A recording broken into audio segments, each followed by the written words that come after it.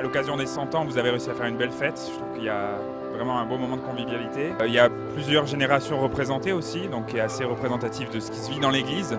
Cette journée, ce qui m'a le plus frappé, c'est les témoignages de Paul André, du monsieur de la maison de la Bible de Zurich. Qui a démontré qu'on peut s'engager avec peu ou pas de capacité, mais le Seigneur nous donne la capacité. J'ai envie de dire le témoignage des anciens, en fait, de voir ce qu'ils ont, ce qu'ils lèguent et l'encouragement qu'ils veulent donner aux générations futures. C'est vraiment quelque chose de réconfortant et de boostant pour les chrétiens. De se dire que Dieu est avec nous et on peut aller là où il nous emmène. Ce qui m'a surpris, enfin émerveillé, c'est le nombre de personnes et les différences d'âge, toutes les générations mélangées. C'est ça, c'est de pouvoir partager tous ensemble. On sait qu'on a tous le même créateur, tous le même but dans notre vie. C'est vraiment la parole de Dieu qu'on peut partager tous ensemble. Puis de savoir qu'ici on peut s'exprimer librement alors qu'on sait que dans certains pays on ne peut pas.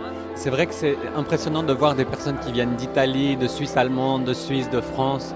Et tout l'impact finalement qu'un seul homme, une seule vision a pu avoir au cours des 100 ans, c'est magnifique. J'ai appris beaucoup de choses parce que justement je ne connaissais que la petite boutique, je ne savais même pas depuis combien de temps elle existait, je ne savais pas comment elle s'est fondée, comment elle a perduré dans le temps, les difficultés qu'elles ont rencontrées. J'ai beaucoup aimé le fait de revenir en arrière, de regarder ce que Dieu a fait, sa fidélité au fil des années, de vraiment voir que sur 100 ans, Dieu a été fidèle et que tout ce qui a été semé, Dieu va le faire pousser. Ouais. C'est là qu'on voit que le message et la parole du Seigneur est perpétuel et éternel. C'est que voilà, de génération en génération, ce témoignage se transmet. Nous, on a eu l'occasion d'aller dans des îles à 20 000 km d'ici où la parole avait été traduite par la Midi-Bible ici. Et c'est vrai que c'est vraiment très important, quoi. La diffusion de la parole, c'est ce qu'il y a de plus important.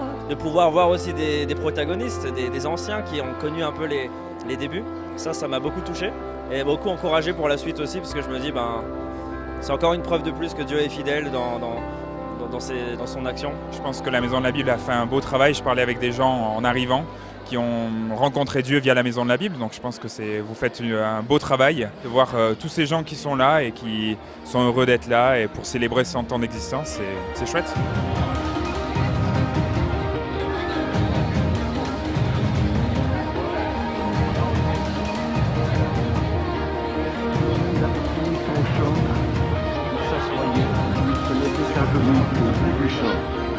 Il enlevait son chapeau, il levait ses bras au ciel, il regardait vers le ciel et il disait « Seigneur, maintenant c'est à toi ».